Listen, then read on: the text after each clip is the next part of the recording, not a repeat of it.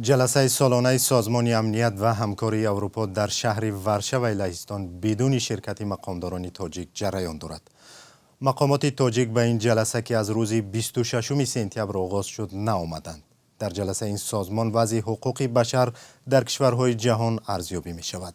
برنامه رسمی جلسه که آن را سامانه سازمان امنیت و همکاری اروپا نشر کرد به بررسی وضع دموکراسی، آزادی بیان، مبارزه با شکنجه و بدرفتاری با محبوسان و مسائل دیگری وابسته به حقوق انسان تمرکز کرده است. همکارم میرزا نبی خالقزاد این موضوع را دنبال داشت و از او میپرسم که طی این 2 روز نماینده های مخالف به کدام مسئله تاکید کردند؟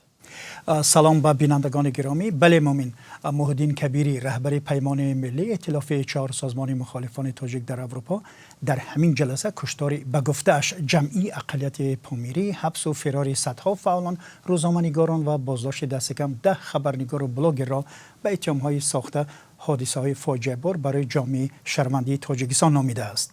مسئله تحولات اخیر در بدخشان امروز 28 سپتامبر در نشست‌های علاهیده بررسی می شود و فردا 29 سپتامبر با تشبث مرکز حقوق بشر تاجیکستان که یک سازمان واقع در اروپا است، سرکوب اعتراضگران در ولایت مختار کوهستان بدخشان و هم مرافعه‌های دادگاهی 10 فعال بدخشانی پس درهای بسته مطرح می شود.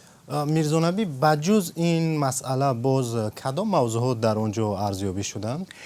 قرار است در جلسه اساسی بخشیده با آزادی بیان روز 30 سپتامبر تام گیبسون رهبر کمیته دفاع از ژورنالیستان درباره وضع ژورنالیستان تاجیک اظهار نظر کند. قضیه الفت خانم محمدشایو و ژورنالیست بلاگران دیگری بازداشت شده دلیری امام علی، عبدالله غربتی، زفقبیگ سیدامینی، عبدالستار پیر محمدزاده و غلام خوشام در جلسه روز 30 سپتامبر مطرح خواهد شد. ضمناً رئیس بنیاد بزرگمیر جمشید یوروف در صحبت خود در همین جلسه گفت در رابطه با وضع ادوکاتور در 7 سال اخیر در تاجیکستان صحبت کرده است و میگوید با ادوکات‌های تاجیک صحبت با رسانه‌ها منع است. از آنها طلب کرده می شود که برای افشا نکردن معلومات درباره تفتیشات و مرافع سعودی زبان خط دهند. مرافعهای سعودی پس درهای بسته برگزار می شوند. اصولهای غیر قانونی تفتیشات نسبت به عیبدار شونده ها پیاده می شود و جمشید یوروف با سازمان امنیت و همکاری اروپا پیشنهاد کرده است که در روابط با حکومت تاجیکستان همیشه